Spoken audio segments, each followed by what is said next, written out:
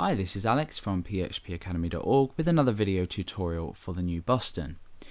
We're going to be looking at the stop animation effect in jQuery. Now I guess you wouldn't really call it an actual effect, but what the stop function does is stops an animation from currently, well, it will stop an animation as it is happening. So what we're going to do is we're going to go ahead and create an image and a button.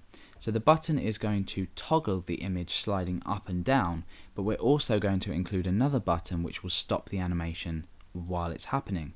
So for example, if the image has slid down halfway, we can use the stop button to stop the animation. So let's go ahead and create two paragraphs. In the first one is going to be our button. So we have button and a value of start.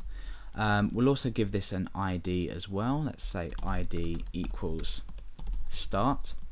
We can now create another button quite similarly, but this time it's going to be to stop the animation. So the type is button, the value is stop, and we can give this an ID as well, and that's going to be stop. So now that we've done that, let's go ahead and preview this on our page.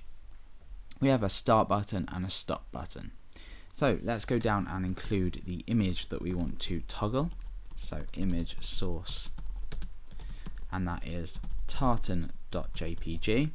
The alt can just be tartan, and we need to give an ID to the paragraph. Now in the last tutorial when we looked at the slide effect, which I'm going to be using in this tutorial as well, we noted that we can't actually use the slide effect for an image itself. We have to use it in something that surrounds it, and in this case that's a paragraph. So I'm going to give this paragraph an ID of image because we know that there's an image inside of it. So this is what it looks like in the browser. When we click start, the animation is going to take place, and we're going to toggle this using the slide toggle function.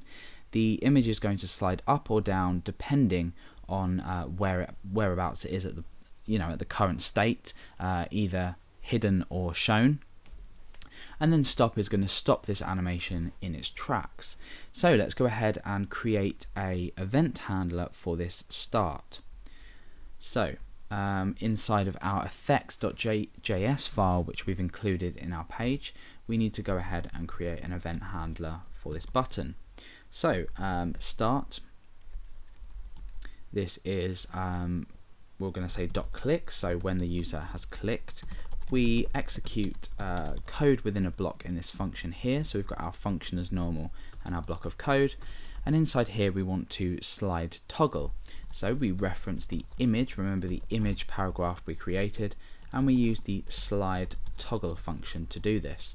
And I'm going to set a time of, let's just give us a chance to click on the button, so 3 seconds. So when we click on the start button, you can see that the image slowly shuts. Actually, we'll give it 5. So when we click on start, it takes 5 seconds from the bottom to the top, and then when we click start again, it will open back out and slide back down. So that's the slide toggle function. Now stop is going to call a stop to the current animation path. So what we want to do is we want to create another callback function, or sorry, another event handler for the stop button. So let's say #stop.click. So essentially when the stop button is clicked, remember we called the stop button stop just here. When this is clicked, we create a function, or we execute a function, and this is essentially going to reference image, and then we just say .stop.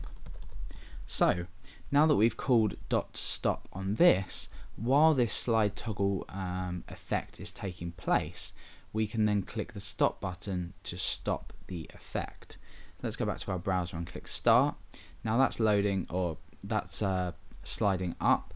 Let's slide it back down again, and this time we're going to press stop before it gets to the end. So we press stop, and you see that the animation has stopped.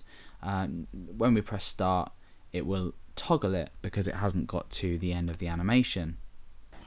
With regards to resuming an animation, like I showed you earlier, we start the animation and then we can stop it at a particular point. you'll see that we have this problem. Now, the reason for this is that jQuery doesn't actually have a resume functionality. However, there are a variety of plugins that will allow you to do this. So while we can't do it with the original jQuery library, we can get extended plugins that will allow us to do this. So for now, what we've looked at is using the slider toggle function as we did in previous tutorials, but actually using stop to stop any animation, not just this type, while it's being carried out.